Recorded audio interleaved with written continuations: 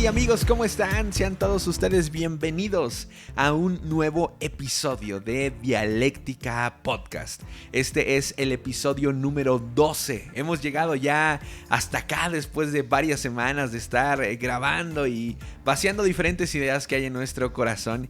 Y estamos muy agradecidos con todos y cada uno de ustedes por darle seguimiento a cada uno de nuestros episodios.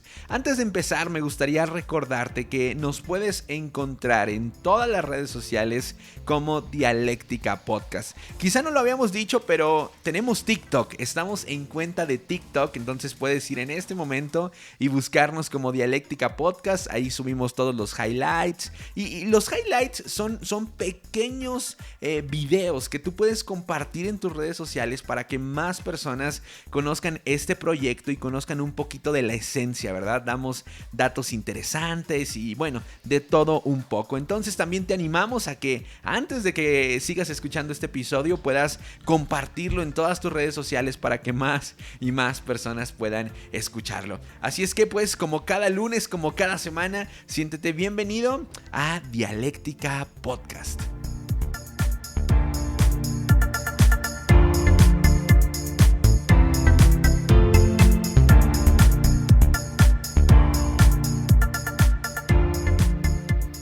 Y queremos agradecer mucho a todos los que estuvieron compartiendo nuestro episodio pasado.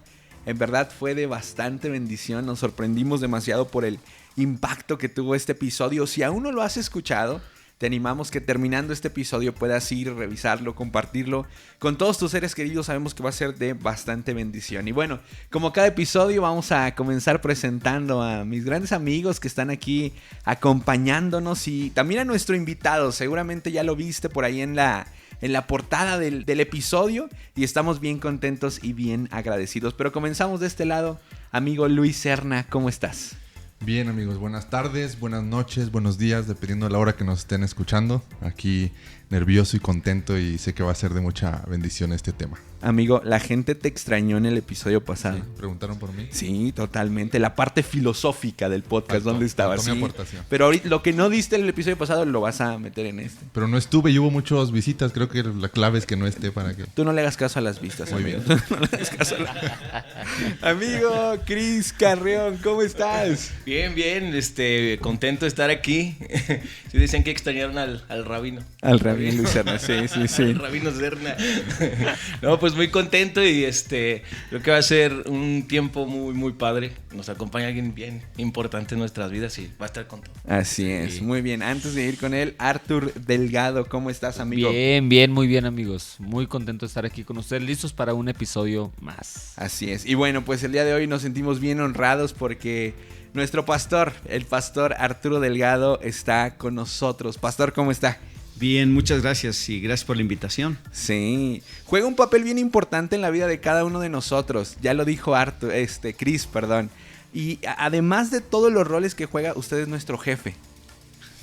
Sí, claro. Entonces, no lo quiero comprometer, pero si tuviera que darle el premio al empleado del mes, ¿a quién se lo daría? No es cierto, pastor. No vino. No está aquí. No está aquí. Muy bien, Paz, bienvenido. Gracias por estar aquí. Y bueno, pues fe y liderazgo en tiempos de crisis. Wow, buenísimo el tema del día de hoy. Y bueno, pues lo hemos conversado aquí en la mesa, lo hemos hablado durante pues muchos episodios acerca del gran reto que estamos enfrentando desde hace ya casi un año, sí, con este asunto de la pandemia y la pregunta es cómo poder liderar, cómo poder dirigir, cómo poder tomar decisiones sabias en cuanto a finanzas, familia, negocios, equipos de trabajo, organización, en nuestro caso iglesia, sí, ministerios. Sí. Entonces realmente ha sido un reto muy grande y sobre todo porque a veces golpea un poquito temas de convicciones, sí, personales, ¿no? O ministeriales. Así que, bueno, creo que va a ser un tema bastante importante. Y creo que es aquí donde se complica aún más. Creo que en medio de esta crisis, en medio de esto que estamos viviendo, Dios nos lleva a sacar a flote la fe y la autoridad que Él nos da en el proceso, ¿no? A veces en los momentos de tranquilidad, de paz, Él trabaja con nosotros y nos prepara para los momentos difíciles, los momentos que vienen y quieren probar de qué estamos hechos, ¿no? Entonces ha sido un tiempo difícil, se vuelve complicado, pero es ahí donde Dios quiere que saquemos todo lo que hay dentro de nosotros. Lo que Él ha depositado, ¿no? Él ha depositado en nosotros, ¿no? Las estadísticas dicen que negocios, empresas han quebrado, han cerrado. Incluso desde el año pasado, en abril, las redes sociales y toda la gente que se encarga de dar noticias, hablaron mucho acerca de la violencia entre familia y la familia no estaba acostumbrada a estar tanto tiempo, ¿no? Iglesias se cerraron, ¿no? Personas dejaron a un lado la visión que pastores, líderes habían levantado y pues gente se fue, iglesias cerraron. Uh-huh. Así es. Yeah. Ahora, es importante reconocer que a pesar de que el panorama puede parecer bastante desalentador, también hemos visto casos de éxito, ¿verdad? En este tiempo. Y creo firmemente que una de las cosas que ha marcado la diferencia entre un caso y el otro es la capacidad de liderar en medio de la crisis. Porque también hemos visto casos de personas, organizaciones y familias que esto, en vez de hundirles, les ha sacado a flote y les ha ido bastante bien. Y a lo largo de la historia podemos encontrar algunas referencias que nos ayudan a entender un poquito más acerca de la importancia de la fe y el liderazgo en tiempos de crisis. Sí, yo creo que al día de hoy se están escribiendo algunas historias que en el futuro, ¿verdad?, serán de ejemplo. Uh-huh. Pero también revisando un poquito la historia, ¿verdad?, vemos que no es la única crisis que hemos vivido como humanidad, como sociedad. Sí. Y investigando ahí un poquito sobre algunos conflictos que ha habido en algunos países o algunas sociedades han padecido, encontré a un par de hermanos que se apellidan Skoll, ¿verdad? Son alemanes, Hans y Sophie Skoll.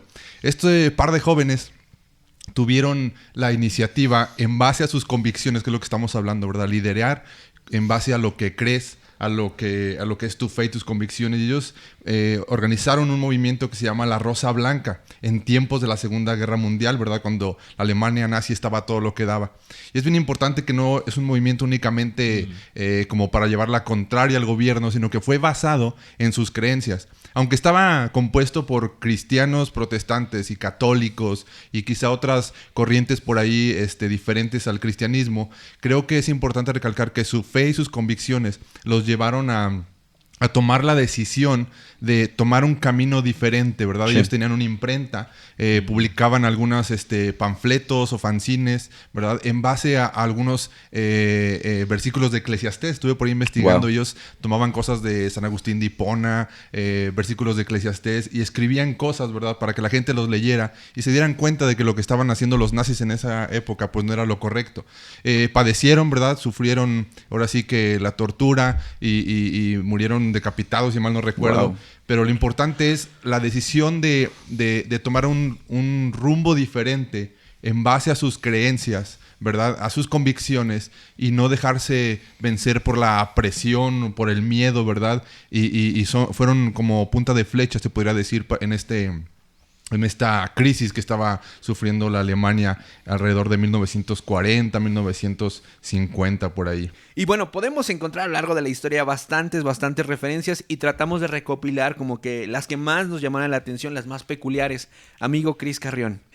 Otra persona que recordamos es Corrie ten Boom, una mujer que escondió a personas judías a través de la Segunda Guerra Mundial. Uh-huh. Después fue llevada con toda su familia a un campo de concentración en donde ya no vio nunca más a familiares, a sus padres. Su hermana murió ahí, ahí en el campo de concentración. Y creo que, bueno, al principio, algo interesante de esta mujer es que estando ahí, ella como que su fe se estaba debilitando, y su hermana fue la que la motivó, ¿no? Su hermana muere, pero ella es levantada por Dios para seguir fuerte, seguir fortalecida, y pues al final Dios hace un milagro y ella sale del campo de concentración, es libre, sobrevivió a la Segunda Guerra Mundial. Sí. Hoy en día su casa es un museo y cualquiera puede ir a visitarla, ¿no? ¿Cuál es su nombre, amigo? Curry Tembun. Bueno, a visitar el museo, Sí. no No a ella. ¿O también? Su cuerpo. Sí. Ok, amigo Arthur. Y bueno, un hecho más reciente que incluso ahorita los medios de comunicación en Estados Unidos lo Sí. están llevando Sí, muy sí, a sí. flote. Está fresco esta noticia. Bueno, la iglesia de Jesús a lo largo y ancho de este planeta se ha visto con mucha dificultad en tema de convicciones en cuanto a reunirse o no reunirse. Y por lo menos hay un pastor que es pues muy conocido en Estados Unidos, se llama John MacArthur, y él tomó decisiones bastante serias y con mucha fuerza de no cerrar la iglesia o de mantener reuniones presenciales a pesar de vivir esta pandemia. Ahora, no estamos hablando de una iglesia en una zona rural allá de donde no pasa policías, donde no pasa nadie, sino realmente enfrentándose a asuntos políticos, a asuntos sociales, legales. Entonces, se ha visto envuelto en escándalos y polémicas a nivel nacional. Sí. En Estados Unidos, ¿verdad? No en México. Pero como es conocido, pues también nos llegan las noticias para acá. Así que, pues bueno, es solamente una referencia Claro. de una situación, de una persona que ha tomado decisiones en base a sus convicciones. Sí, que a unos les puede parecer bastante adecuadas, a otros no. Paz, ¿se le viene a la mente alguna referencia que nos ayude a ilustrar este tema que estamos poniendo sobre la mesa? Claro, un poquito de historia. Los cristianos en las crisis que ha habido en el pasado siempre se han mostrado diferente al resto de la humanidad, ¿no? Por ejemplo, cuando fue la famosa peste negra, la fiebre española, que se chutó 70 millones de europeos, ¿verdad? Más o menos alrededor pasando la Primera Guerra Mundial. Y se sabe de que los cristianos que vivían en las áreas rurales se fueron a vivir a las ciudades. Ellos fueron los primeros que establecieron hospitales. La idea de un hospital, ¿verdad?, como tal, como se conoce ahora, fue hace 100 años en donde los cristianos decidieron, ¿verdad?, irse a vivir a las ciudades para atender a las personas, ¿no? Posiblemente a lo mejor ahora los cristianos estamos huyendo también, ¿verdad?, de la crisis, de la pandemia, ¿verdad?, y todo eso. No lo sé. No quiero apresurarme a hacer un juicio de gente que quizás ni siquiera conozco de manera personal, aunque sí tengo mis reservas y aún mis opiniones. Ahorita mencionaron a John MacArthur, ¿verdad? Sí. Ahora, quiero decirles que, en primer lugar, claro que sí, un hombre muy valiente y un hombre que tenía convicciones y tiene convicciones, pero no firmó los documentos solo. A él, ¿verdad?, lo apoyaron el grupo de líderes de ancianos de la iglesia y levantaron una sola voz. Pero además firmaron un documento para evitar los cierres de las iglesias. 17,000 pastores por todo los Estados Unidos, ¿no? Entonces, esto me llama la atención porque no es... Era como el rostro visible, ¿verdad?, de algo que estaban como en contra, ¿no? Pero que detrás de eso hay millones de personas cristianas, ¿verdad?, que realmente no estuvieron de acuerdo con el gobierno. Ahora, yo creo, en mi opinión, ¿verdad?, es que también en parte una de las cosas que hace que la iglesia, en el caso de los Estados Unidos, se haya aventurado, ¿verdad?, esas iglesias, otras iglesias están cerradas y todo eso, ¿no?, es posiblemente de que no estaban de acuerdo en cómo los gobiernos estatales estaban manejando la pandemia. Y el resultado lo dicen los números, ¿verdad? O sea, ahí está. Entonces dijeron, ¿cómo nos vamos a someter a un gobierno que le faltó inteligencia para manejar esto? Y entonces ellos se fueron a la Biblia. Y entonces dijeron, ¿verdad?, que iban a mantenerse abiertos y aún expandieron todavía más sus reuniones. Sí. Ahora, ¿qué diferencia hay en casos como este específico del cierre de las iglesias a hacerlo en Estados Unidos y hacerlo en México? O sea, ¿será que las organizaciones religiosas en México tienen la misma capacidad de influencia que lo tienen en Estados Unidos? Bueno, yo creo que no tanta, ¿verdad? Obviamente vivimos en un país donde es mayoritariamente de la religión oficial, del catolicismo, y alrededor de un 80% de las personas en México se identifican como personas de la Iglesia Católica, ¿no? O católicos, por lo menos nominales, ¿no? Ellos tienen más fuerza, ellos tienen más poder que el resto de los demás grupos, porque son minorías, aunque en las minorías los cristianos evangélicos son la mayoría, ¿verdad? En cuanto a las minorías. Ahora, en cuanto a si en los Estados Unidos y la diferencia en México, bueno, esa es una de las primeras. Dos, la iglesia norteamericana, la iglesia cristiana en Estados Unidos es un movimiento muy fuerte en número, pero también es muy fuerte en la influencia que tiene política y en el dinero. Sí. O sea, los cristianos en los Estados Unidos, obviamente no todos, ¿va? Pero muchos de ellos y grandes organizaciones cristianas dieron dinero para la campaña de George Bush Jr. y lo llevaron a la presidencia. Por eso hay hasta un libro que se llama Avivamiento en la Casa Blanca, una oficina oval. ¿Por qué? Porque el hombre cristiano venía de una recuperación del alcoholismo, pero obviamente una recuperación por el poder de Dios, ¿no? Y entonces la iglesia lo apoyó. Y luego, ¿verdad? Porque era republicano. Luego después viene que pierden y pasa a los demócratas, que son más liberales. Y luego con Obama y regresa otra vez al poder, ¿verdad? El Partido Republicano. El Partido Republicano se identifica más con los valores de la Biblia y cristianos, ¿no? Sí. Y bueno, ellos volvieron a poner a Donald Trump. Por eso las personas alrededor de Donald Trump eran cristianos y además pues hicieron algunos edictos, ¿verdad? Inmediatos para favorecer otra vez la política de los cristianos o las inclinaciones cristianas y convicciones cristianas que están en la Biblia en los tiempos de Donald Trump. Definitivamente no es lo mismo tomar decisiones en una temporada tranquila, ¿verdad? En una temporada donde no hay mucha presión y esto.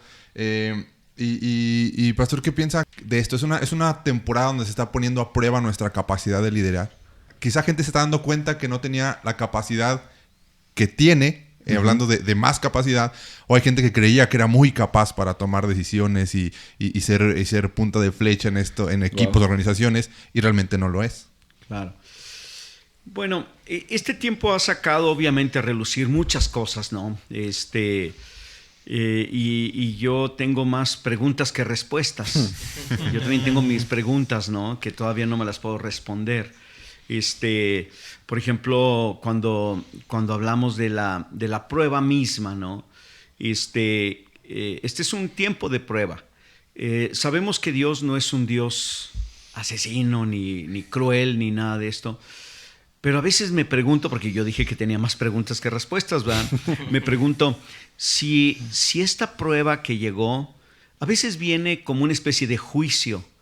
Y entonces la mayoría de las veces los cristianos juzgamos, históricamente los cristianos juzgamos, que si hay un mal es por culpa de su pecado, ¿no? Por ejemplo, cuando surgió el SIDA, ¿no? Hace ya 40 años, bueno, se cree, ¿verdad?, que fue un juicio de Dios, y se dijo, por causa del pecado de los homosexuales y entonces que era como Sodoma y Gomorra y todas esas cosas, ¿no? Y bueno, ahora también, obviamente, pues se piensa igual, ¿verdad? Pero yo tengo una pregunta. ¿No se han preguntado en algún momento de que no vaya a ser que esto nos llegó por culpa de la iglesia? Sí. Porque si la iglesia es la sal del mundo y la luz de la tierra, y si la iglesia pierde su sabor y pierde su luminosidad, ¿acaso no va a juzgar Dios a este mundo?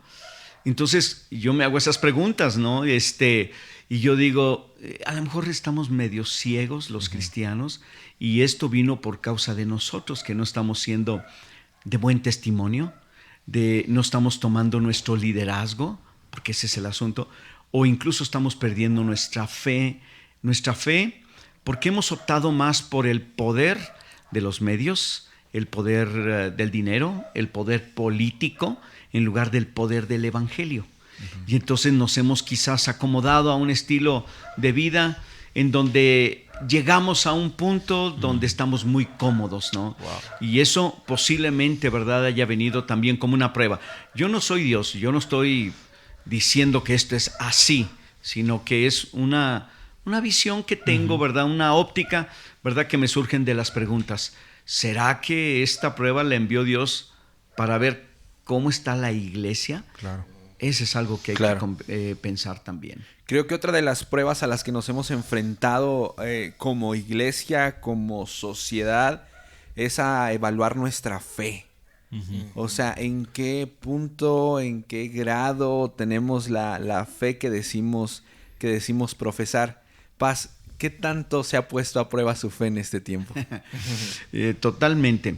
Ahora, déjenme decirles algo que he estado observando precisamente desde hace como unos 10 días para acá. Una persona a quien apreciamos y realmente queremos mucho, hizo un comentario sobre una persona que estaba enferma. Entonces ella dijo algo que me dejó pensando mucho. Dijo, pues es que yo ya no oré porque ya que se vaya, que se muera. Y por una persona, ¿no? Y cuando dijo eso, yo obviamente no pensé en ella, pensé en mí. ¿No será que nos estamos acostumbrando a tanto muerto? Y déjenme decirles, iglesias que abren tienen contagiados, iglesias que cierran tienen contagiados. O sea, familias que no salen ni a la puerta tienen contagiados. Y personas que andan bien sueltos en abastos por todos lados tienen contagiados. Sí. O sea, el virus no pareciera no tener más bien no tiene mente propia para decir sí, no, sino él agarra parejo, ¿no? Entonces, ese es un asunto, ¿no?, de la fe. Entonces llega el punto donde pues está enfermo, ya lo van a intubar, mandan la petición de oración, y entonces, ahora déjenme decirles, sigo orando, seguimos orando, ¿por qué? Porque la oración es realmente es como una ruedita salvavidas, ¿no? Porque a veces nos estamos ahogando por la falta de fe, ¿verdad? Entonces, pues vamos a orar, ¿verdad? Al menos tenemos esta convicción. Dios escucha todas las oraciones, y si no tengo fe, en el camino me puede llegar la fe, o por lo menos puedo tener tiempos con Dios que me va a ayudar a aumentar la fe. Pero para ser sinceros, siento que estamos perdiendo la fe en ciertas cosas, no en todo, sí, pero en ciertas cosas, ¿no? Llega el punto donde se nos va a ir. Claro. Y a veces no se va. Sí. Y nos sorprendemos, ¿no? Pero a veces sí, ya la gente ya no ora tanto, ¿no? Sí. Y ya no está clamando tanto, ya no espero un milagro, ¿verdad? Sino como que siento como una resignación, pues como que esto ya esperaba. ¿Será, amigos, que entonces nuestra responsabilidad como cristianos es orar hasta el último momento? ¿Qué piensan? Sí, yo creo que sí, porque la oración tiene como que diferentes... como que si la oración fuera, me imagino, como un árbol, pero diferentes como raíces, diferentes líneas, ¿no? Porque a veces oramos para que la otra persona nos escuche, ¿verdad? O sea, hacemos oraciones, pero en voz alta. Sí. Y como Pastor lo ha dicho, ¿no? Le predicamos a la otra persona cuando oramos, ¿no? Sí. Oramos y le pedimos a Dios que nos ayude en nuestros problemas, como si Dios no estuviera enterado. Más bien es como una especie de liberarnos nosotros de nuestra carga a través de repetir otra vez el problema que Dios ya sabe, ¿no? Escuché a un pastor hablar sobre que fue a visitar a un monje, ¿no? Y dice que platicó con él, estuvo ahí platicando, y que después oró por él, y que el pastor pues oró en voz alta por este monje, ¿verdad? Y luego que este monje ora por el pastor, y el pastor cierra los ojos, y el pastor no escuchaba nada. El monje así callado, ¿no? Dice que abrió los ojos, y el monje estaba así, o sea, con los ojos cerrados y callado, ¿no? Y dice que como que se molestó, que dijo, o sea, ¿por qué no ora por mí? Y que después pensó, no, o sea, la oración es ¿para quién? Para que yo le escuche, para que Dios le escuche. Entonces, yo creo que es bueno orar en todo tiempo, en todo momento, aunque no veamos la respuesta inmediata, orar hasta el final creo que es lo mejor, porque puede tomar cualquiera de estas vertientes la oración, ¿no? Yo creo que la fe es algo que va creciendo, ¿verdad? De alguna manera hay que ir creciendo, pero también decrece la fe, se va diluyendo la fe, ¿no? Sí. Y ahora, ¿por qué la gente no ora? No ora porque no tiene fe. Pero, ¿y si no tengo fe, debo orar? Es una pregunta, ¿no? Yo creo que sí, porque es más fácil orar que tener fe. Sí. Haz lo que te venga a la mano, lo que sea más fácil para ti. ¿Qué es lo más fácil? Orar. ¿Verdad? Y entonces oras y en tu comunión con Dios te viene el ánimo, la fe, el deseo de estar con Él, la convicción de que Dios te está escuchando y de tener esa intimidad con Dios, ¿no? Entonces los invito a seguir orando, aunque no tenga la fe. Sí. ¿Verdad? O sea, vienen otras cosas añadidas, además de el milagro que estás pidiendo.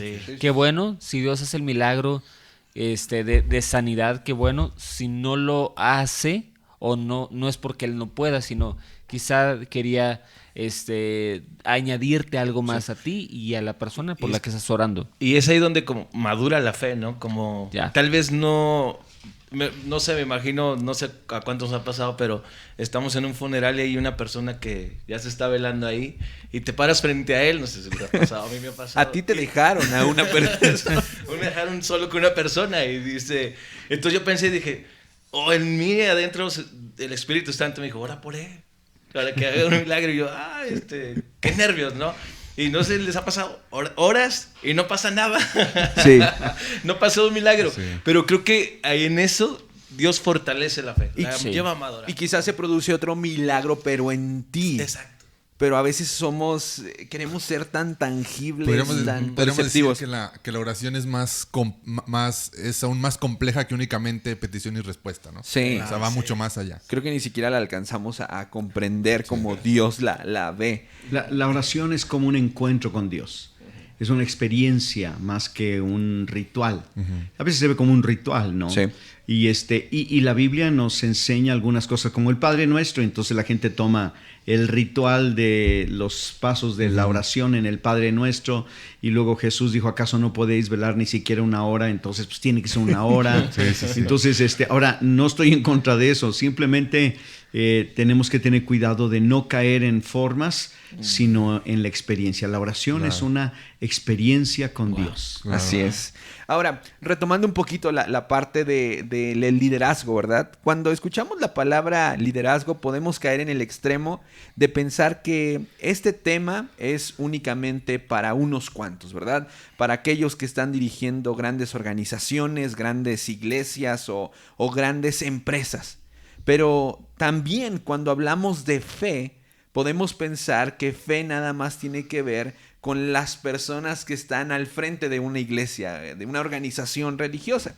Y me venía algo a la mente, ¿verdad? La Cumbre Global de Liderazgo, por ejemplo, que es un evento anual muy conocido en Estados Unidos y parte de Latinoamérica, ha apostado por la frase todos tenemos influencia, para de esta forma sembrar en la mente de todas las personas que el liderazgo no es exclusivo de unos cuantos.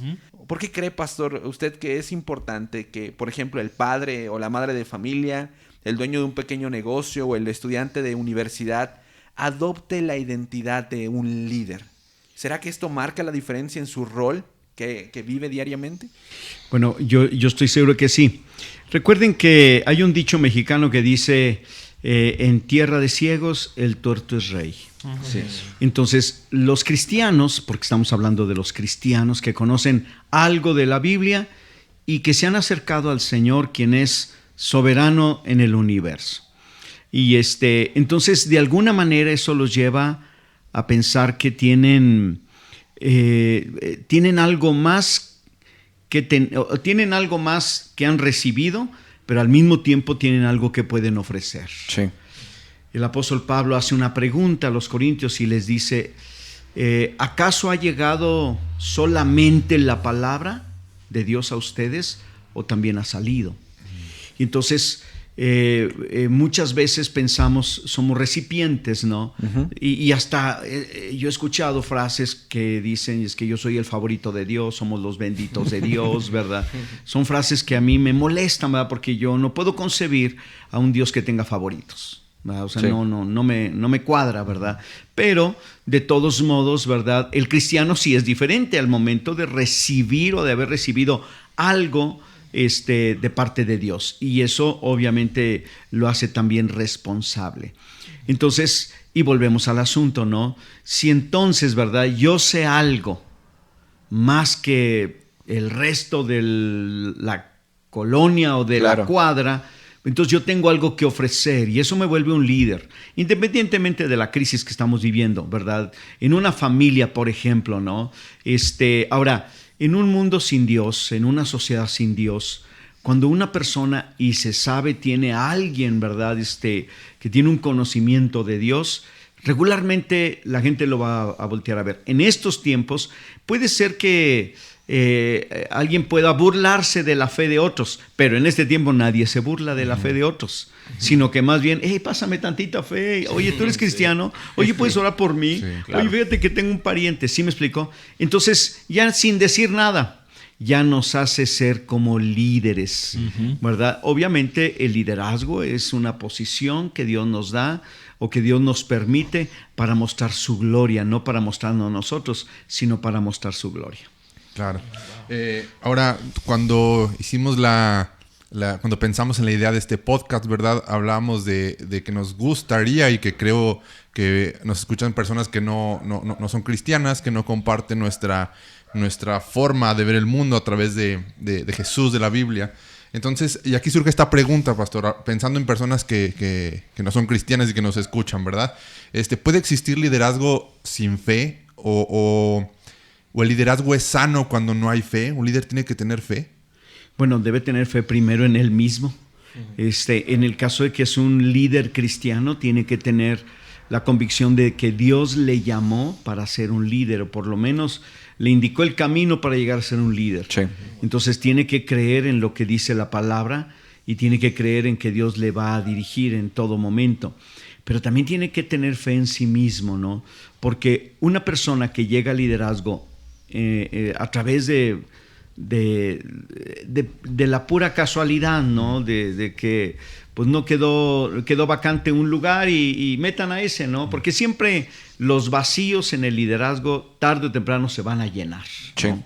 Sí. Y entonces el detalle es que esa persona quizás no era lo que Dios quería que fuera, un líder.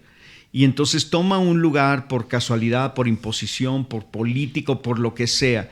Y entonces un liderazgo se vuelve un liderazgo en el que él se autoposiciona por encima de los demás, porque él cree que es mejor que los demás. Y eso no es el modelo de liderazgo bíblico, y menos el que el Señor Jesús nos haya dejado, nos haya mostrado. Por ejemplo, Él dice que el que quiera ser el primero tiene que ser servidor de todos, ¿no? Entonces, ahí es donde está, ¿no? la gran diferencia. Entonces, sí, tiene que tener algo de fe, pero también fe en que Dios le llamó. Ahora, la seguridad del liderazgo. Si yo estoy seguro que Dios me dijo que yo iba a ser un líder, que yo iba a enseñar a otros, que iba a dirigir a otros, entonces mi seguridad de mi llamado me va a hacer un líder seguro. Un líder seguro va a crear líderes seguros, pero un líder inseguro patea a los demás, se impone a los demás, se vuelve un dictador, un patán, ¿verdad?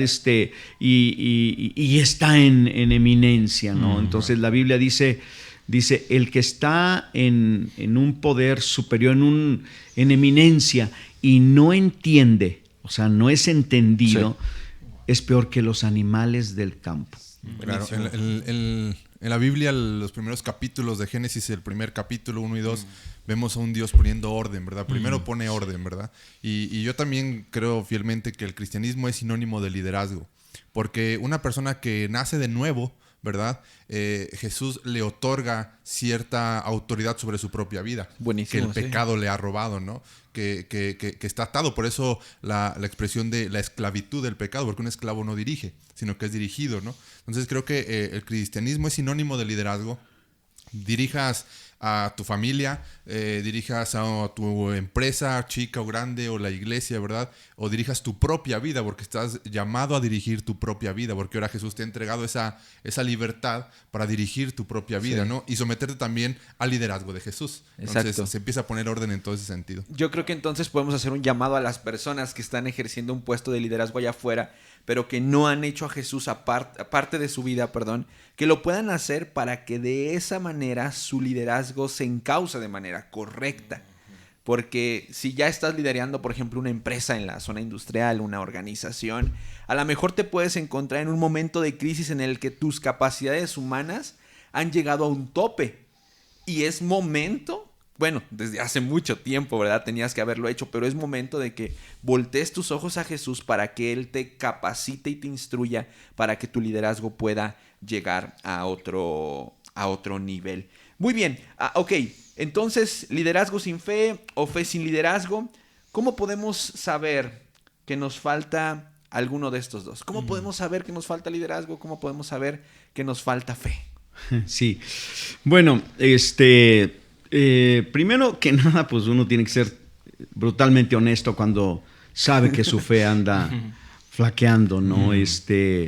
O sea, hay a veces, ¿verdad? Pasan estas situaciones, ¿no? Donde uno dice, pues vamos para adelante, ¿no? Y bueno, ustedes saben que, las personas cercanas a mí saben que me gusta siempre ser echado para adelante, siempre vamos para adelante, ¿no? Y sin dinero, sin recursos, sin tiempo, sin lo que sea, pero vamos adelante, soy así. Y yo creo en parte es porque Jesús lo hizo, ¿no? O sea, Jesús nunca se echó para atrás, ¿verdad? Él siempre iba para adelante y la iglesia es dirigida por Jesús. Entonces, en este tiempo, cuando la iglesia se detiene, porque en algunos casos, y como lo mencionaron hace rato, ¿no? Que muchos cristianos han dejado la vida cristiana, iglesias han cerrado, iglesias han menguado, y yo me pregunto si esa es la iglesia que está dirigiendo Jesús.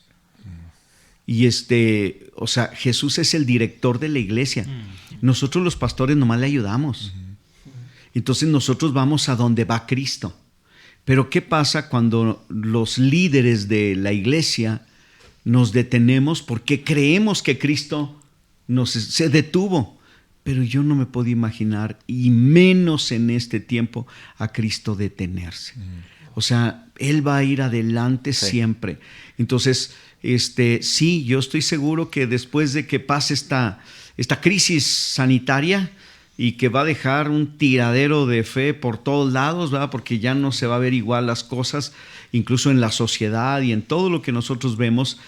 Yo me pregunto si Cristo no nos irá a reprender, ¿verdad? ¿Por qué? Porque nosotros nosotros no contenemos a Cristo, nosotros seguimos a Cristo. Sí, entonces, y cuando llega a ese punto, ¿verdad? Entonces, la otra cosa también que yo pienso cuando hablamos de cómo podemos saber, ¿verdad? Este año Dios nos dio una palabra sobre la fructificación. El fruto es la evidencia, pero el fruto no se da primero, el fruto se da después, pero es la evidencia. Y algunos no, pero es que tenemos que tener una señal antes para poder aventarnos. A veces la señal viene después. Por ejemplo, le dice, ¿verdad?, Moisés, ¿verdad?, cuando está en el monte Sinaí, que Dios lo está llamando, y está en la zarza ardiendo, Dios está hablando, y le dice, Señor, ¿qué señal me darás de que me vas a usar para sacar a los hebreos de Egipto? Y dice, la señal será que en este monte me adorarán después de que salgan. Wow. Yo cuando lo releí, caray, creo que aquí está la fe. Creo que está detrás de eso un asunto de fe. Entonces él no podía comprobarlo desde antes, tiene que comprobarlo después. Ahora, ¿qué va a pasar después de la crisis?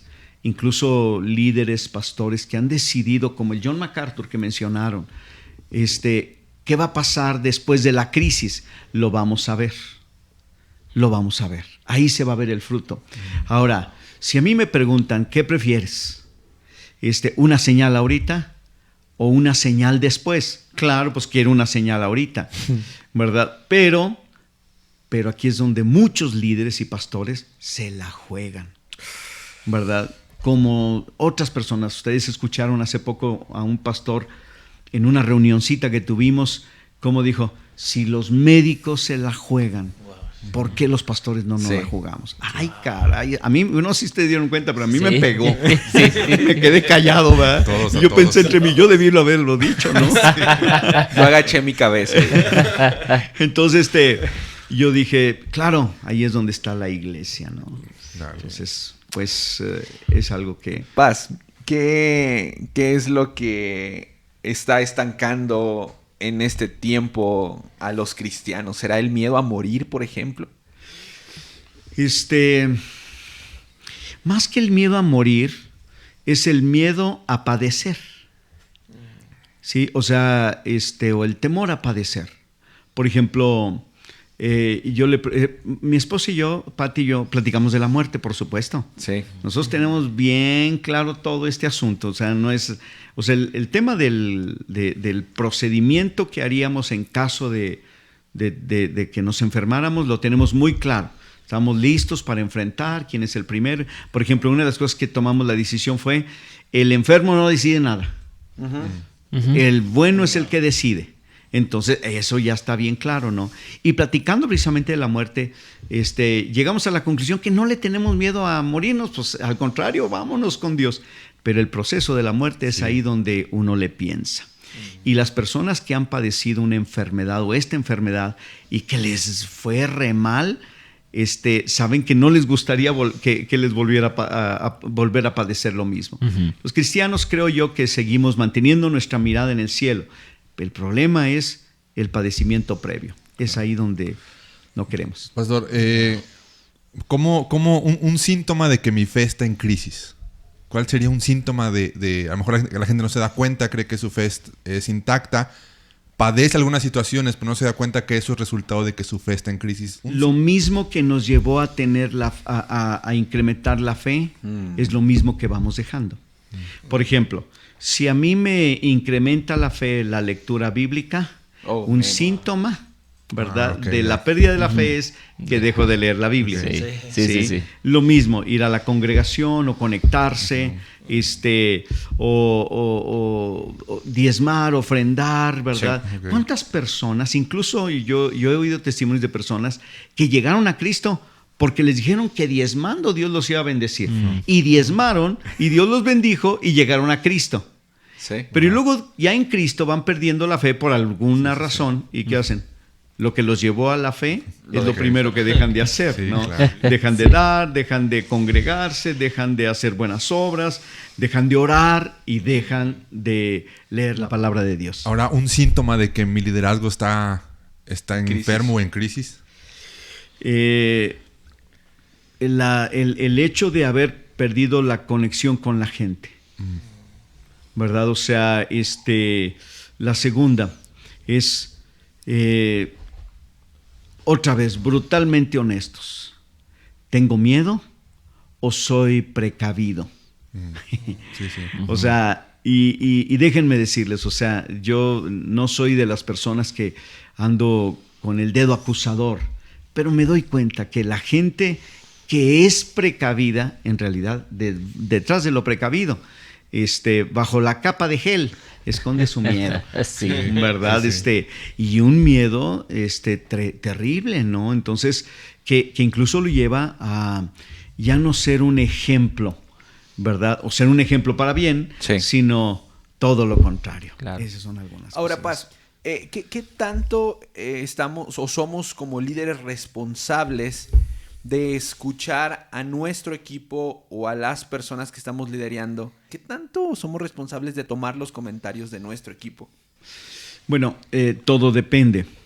Porque yo, por experiencia, pienso lo siguiente, ¿no? O sea, por ejemplo, un día un pastor me dijo, es que quiero preguntarle a la iglesia, era una iglesia no muy grande, ¿qué piensan de mi liderazgo? Y yo le dije, no les preguntes.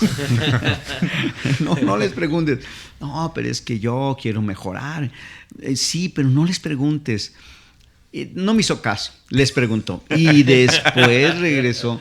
No, dice, pastor, me dijeron hasta de lo que me iba a morir. Te dije, no creas que tienes a todos los que están delante de ti enamorados, embelesados. Si tienen la boca abierta cuando predicas es porque ya se durmieron. O sea, o que los tienes a todos enamorados de ti. No todo mundo está de acuerdo contigo, aunque vaya a la iglesia. En todo, ¿verdad? Obviamente, en algunas cosas, o la mayoría de las cosas, sí, ¿no? Entonces, el asunto es que las personas cuando nos comentan algo o uno tiene que saber, ¿verdad?, que esa persona realmente es una persona que nos ama, que nos sigue si yo soy su líder, que estaría dispuesto a, ok, voy a decir esto y si no me hacen caso, yo de todas maneras sigo aquí al pie del cañón, ¿verdad? Con él, porque muchas personas son como los niños, ¿verdad? Si no les hacen caso, toman su pelota y se van. Entonces, si no hacen lo que los líderes o los pastores hacen, entonces se van. Y la otra, vivimos en tiempos donde yo creo que hay dos cosas que no debemos hacer, o cuando tomamos decisiones no debemos tomar decisiones bajo dos cosas, bajo temor y apresurados.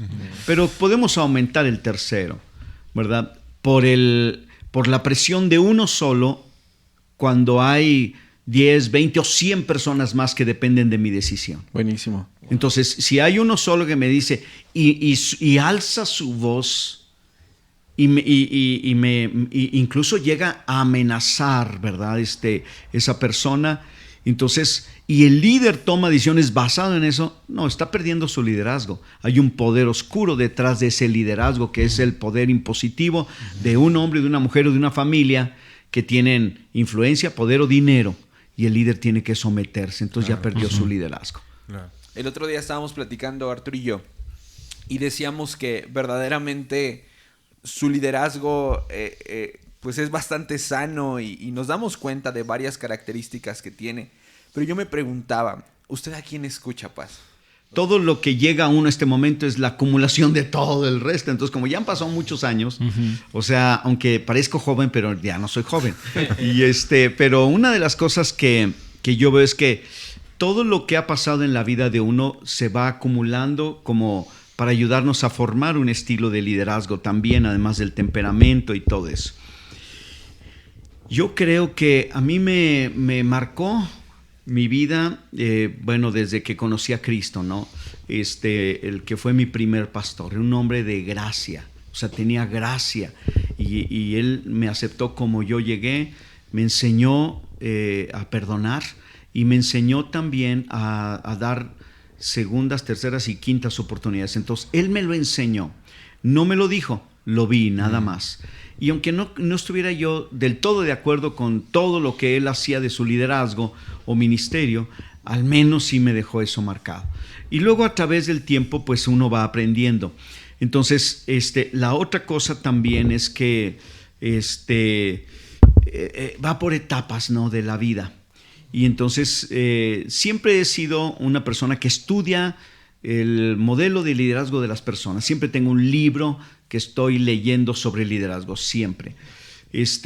Pero también los modelos de las personas, ¿no? Por ejemplo, el que es nuestro pastor o mi pastor, que se llama Miguel Jones, el pastor de Agua Viva Internacional allá en la ciudad de Tampico, él es una persona que más que la enseñanza, ¿verdad?, que enseña muy bien, ¿verdad?, pero más que la enseñanza es su forma de amar, de tener paciencia, de tratar a los desposeídos, a los despojados, de dar segundas y terceras oportunidades, ser un hombre de gracia, es dulce, es suave, es tierno. Y creo que llegó a nuestra vida en el momento que necesitamos una persona así. Wow. Y entonces, de alguna manera, seguimos ese modelo de liderazgo. pero ese es básicamente lo que hago. Claro. Hay como dos polos en esta idea, ¿no? El líder que no toma en cuenta que sus decisiones afectan a los demás, o el líder que se ve muy presionado por cómo puede afectar a las personas sus decisiones. ¿Cómo mantener un pensamiento centrado en estos dos polos de esta idea, ¿no? El temor de, es que lo que decida va a afectar a otras personas, a mi familia, y no tomo buenas decisiones, o la idea de tomo decisiones sin importar cómo afecta a los demás, ¿no? ¿Cómo mantener un pensamiento centrado en esta idea? Yo creo que lo más importante es la convicción de hacer un bien y de obedecer a Dios. Entonces, pero Dios a veces no tiene exactamente como, por ejemplo, no sé, abre tu negocio el próximo lunes o martes. O sea, no lo van a encontrar así en la palabra de Dios. Pero aquí viene el asunto de las convicciones, ¿no? Entonces, y de la inclinación que uno tiene, me inclino por el bienestar de los demás. Todas las decisiones que un patrón, ¿verdad?, haga en este tiempo, basado y fundamentado en el bienestar de su gente y de su familia, obviamente, pero de su gente con la que trabaja, aunque se equivoque, no se le va a tomar mal. Wow. ¿Cuántas veces no nos hemos equivocado? Vamos a ponerlo así. Yo estoy casado, yo he tomado malas decisiones. Pero ¿por qué mi esposa no me ha dejado, no me ha golpeado, no me ha cobrado, no me ha regañado? Porque ella sabe que a lo mejor soy muy bruto para algunas cosas, pero soy bien intencionado, y ella lo sabe perfectamente, que lo hago porque la amo a ella y quiero a la iglesia, por ejemplo, en mi caso que tengo que tomar decisiones de la iglesia, lo hago por el bienestar de ellos. Y esto, aunque me equivoque, no me siento con remordimientos. ¿Será que la fe añade esas buenas intenciones? O sea, un líder que no tiene fe puede tomar decisiones sin buenas intenciones, sin procurar el bien general. Y un líder que tiene fe va a tomar decisiones por el bien general de todos, ¿no? Porque aquí quiero enganchar esta idea que la fe es poder ver más allá de lo que vemos con nuestros ojos naturales, ¿no? Y se necesita ver más allá de la realidad para tomar decisiones. Necesitamos esa esperanza que nos da la fe, ¿no? Creo que un líder sin fe va a tener una visión muy, muy corta, ¿no? Sí. Y va a tomar pues decisiones muy bajo presión y bajo la realidad que es fría, que es desoladora, ¿no? Algunos pronósticos. Entonces se necesita fe para ver más allá, ¿no? Para alcanzar a ver lo que no veo en lo natural, ¿no? Y como comenta Pastor, pues tomar decisiones por el bien común. Me gustó mucho esa idea. Creo que también otra parte importante en medio de esto es al menos tener a los más cercanos a ti para poder comunicar esas buenas intenciones. Por supuesto. O sea, tener un grupo ahí cercano a ti que pueda escuchar tu corazón, que pueda conocer los objetivos, que pueda conocer la meta. Porque luego hay líderes que a lo mejor pueden justificarse diciendo, no, pues es que yo tenía las mejores intenciones para esto, pero nunca lo comunicó a nadie, y entonces puede venir la culpabilidad. Paz, ¿cómo le hace? Bueno, lo hemos platicado recientemente con usted, pero ¿cómo lidia con los comentarios en contra? O usted nos decía el otro día, pues la verdad no me llegan, pero cuando le han llegado, ¿cómo le hace para matar ese sentimiento de ay? Sí. Déjenme decirles algo que yo hago, y no debería decirlo porque entonces menos me van a llegar, ¿verdad? Pero los ignoro. Okay. Podemos abrir un correo para que le lleguen de quejas y sugerencias. Es que, claro, pero simplemente los puedo leer. De hecho, sí llegan de repente, hay gente, pero yo los ignoro totalmente. O sea, no les contesto. Gente que hace algún comentario, o sea, totalmente los ignoro. La otra cosa es que a veces, si alguien hizo un comentario en alguna de las redes, siempre hay alguien que te defiende. Entonces yo, pues, ¿para qué me ahorro esa defensa y que alguien más me defienda, por decirlo de alguna manera? Ahora, no estoy cerrado a los comentarios, recuerden.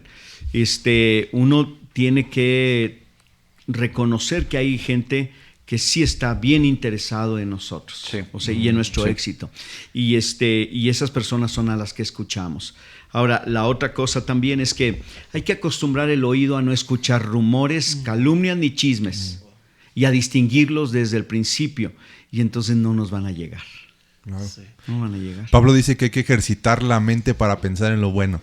creo que también se ejercita el oído para aprender a discernir o filtrar, ¿no? Y no solamente cerrarse, sino más bien filtrar y ejercitarse en ese sentido. Recuerden que para un chisme se necesita un receptor. Ouch. ¿Verdad? Y bueno, pues no leo chismes, no. O sea, sí, yo sé que hay, por ejemplo, abres la página de YouTube, ¿verdad? Y aparece ahí de otros predicadores y esas cosas. Entonces yo no los veo. O sea, y de músicos cristianos, no los veo. ¿Por qué? Porque cada vez que uno le da clic, y eso no lo sabe mucha gente, es que esas personas que hicieron esos videos reciben dinero. Así es. Entonces la gente no lo sabe y está alguien enriqueciéndose, calumniando a otras personas, incluso personas que tienen un buen testimonio. Entonces, pues eso es lo que yo hago. Paz, con esto de que hay personas que responden de alguna manera negativa, usted hace algunos días dijo, solo aquel que tiene un corazón pastoral o que está cerca de Dios se va a interesar por las almas, ¿no? Se va a interesar por las personas. Y al ver todo esto, que hay gente que responde de una manera negativa, ¿no? Y que manda un mensaje de están mal y todo ese tipo de cosas. Claro. Ahora, a veces me imagino yo, si viniera una persecución contra los cristianos de San Luis Potosí, o sea, más particularmente, como fue en el primer siglo, no. O sea, desaparecemos. No, o sea, olvídense. O sea, si los gobernantes nos sacan la lengua y nos ponemos a llorar, ¿verdad? Y nos da miedo. Sí. Imagínense una persecución. Entonces, la verdad es que el Cristian lo dijiste muy bien, ¿verdad? Dios escoge hombres y mujeres para servir a su pueblo como pastores y pastoras, pero pone un corazón, el corazón de ellos, un corazón conforme al corazón de Dios, sí, ¿verdad? Un corazón de carne, un corazón sensible y un corazón pastoral. No estoy diciendo que quienes ministran a través de las redes no tengan ese corazón, por supuesto que no, pero también sinceramente, y probablemente muchas personas no, pero nos ha tocado estar con gente que ha estado enferma.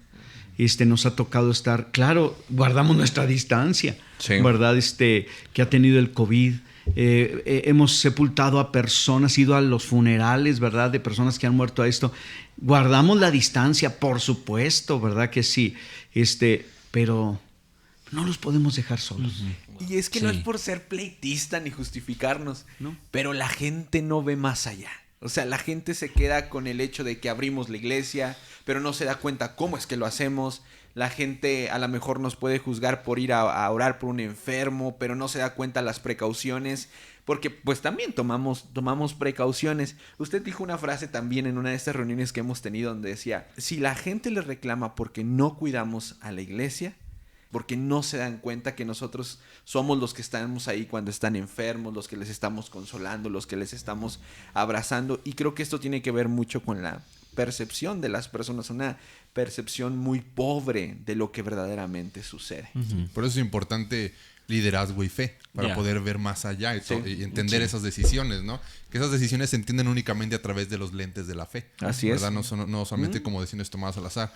Ahora, para ir aterrizando un poquito esto, ¿por qué una persona que no es cristiana y que tiene a cargo su familia, su propia vida, un negocio del tamaño que sea, por qué le debe interesar aprender del liderazgo de Jesús, pastor? Bueno, Jesús tuvo liderazgo, pero fue un liderazgo también de servicio y de compasión. Entonces debemos hacerlo porque Él lo hizo. Ahora déjenme decirles, Jesús no fue popular, ni tampoco le cayó bien a la gente. Wow.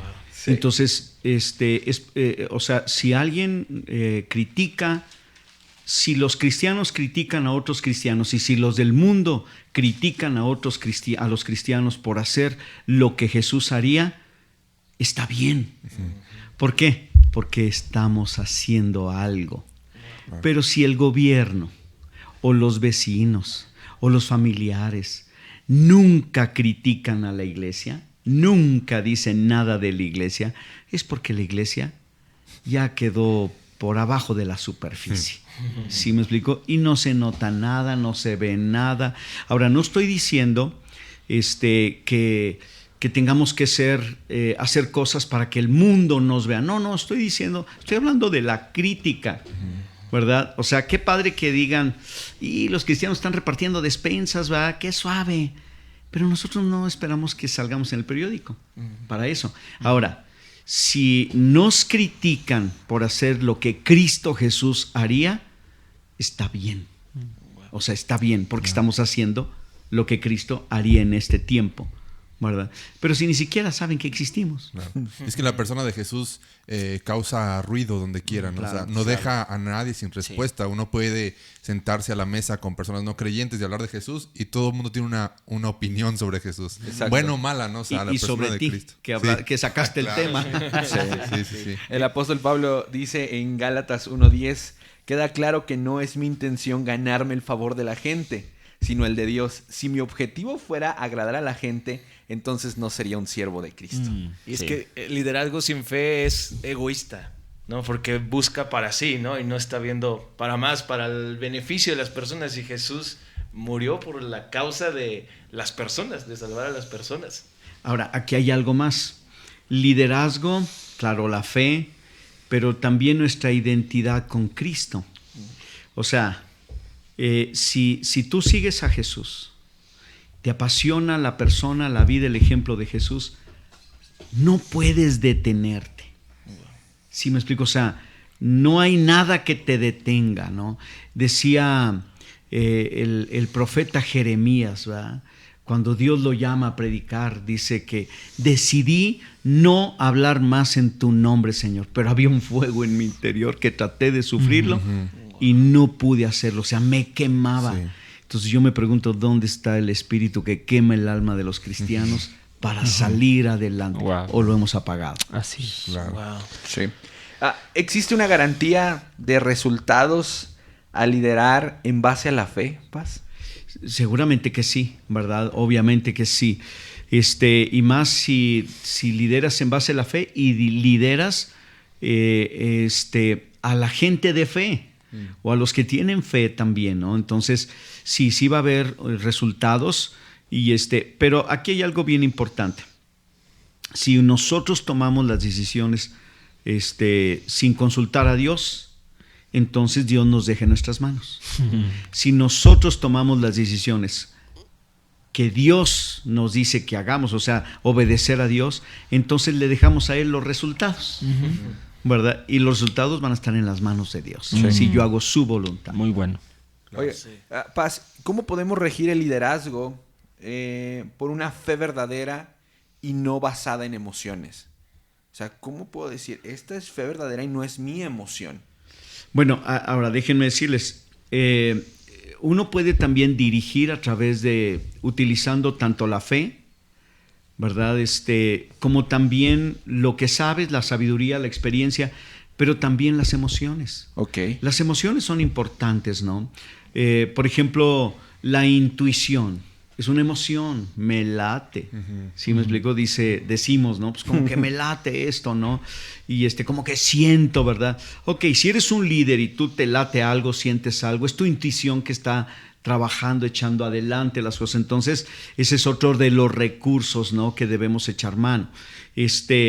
La pasión a Cristo tiene que ver también con nuestras emociones, nuestra entrega, nuestro amor, nuestro compromiso, todo basado en lo que sabemos, en lo que creemos, pero también en esta,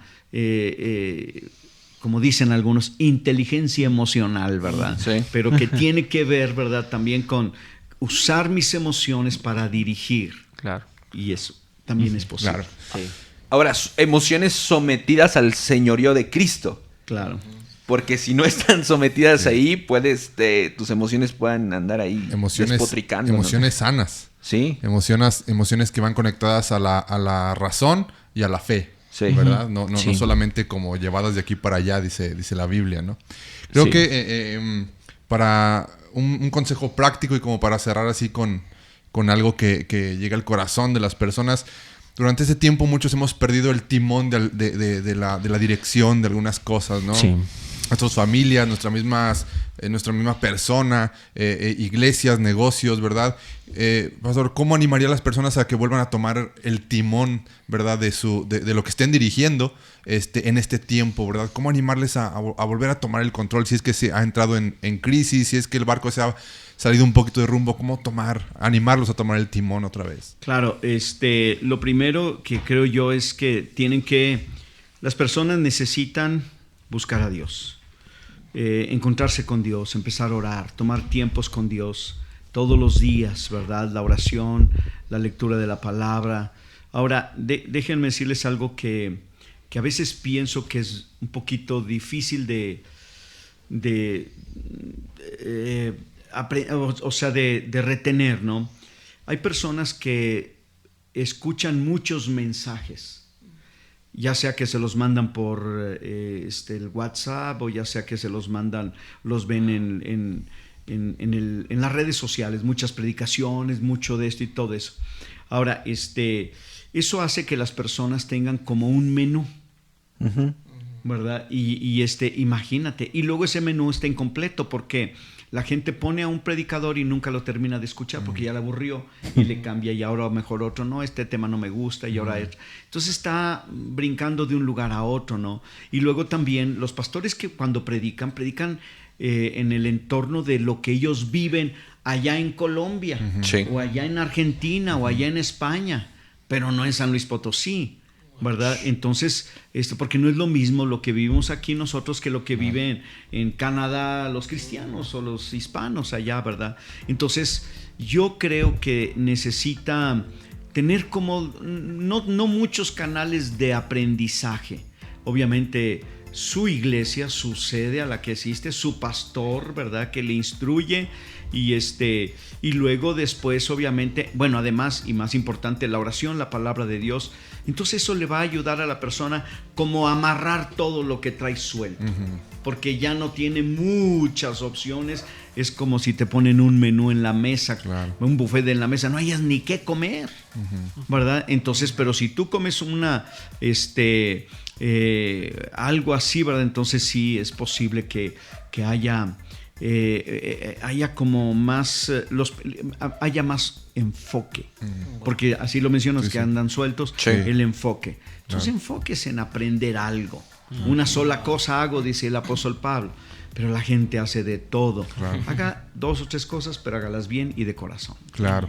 Muy bien. Buenísimo. Bueno, pues ahí está, amigos. Gracias por escucharnos en el episodio número 12 de Dialéctica Podcast. De la temporada 2. De la temporada. Traemos ahí un gran dilema. Estamos en la temporada 2 y es nuestro episodio 12, ¿verdad? Entonces, estamos preparando, como cada episodio, uno bien especial para la siguiente semana. Así es que no te desconectes. Comparte este episodio en todas tus redes sociales. Y Paz, muchas gracias. Gracias, pues gracias por invitarme a su show. Gracias. Night show. Morning show. Ah, sí, morning. Muy bien, nos vemos hasta la próxima. Gracias. Bye. Bye.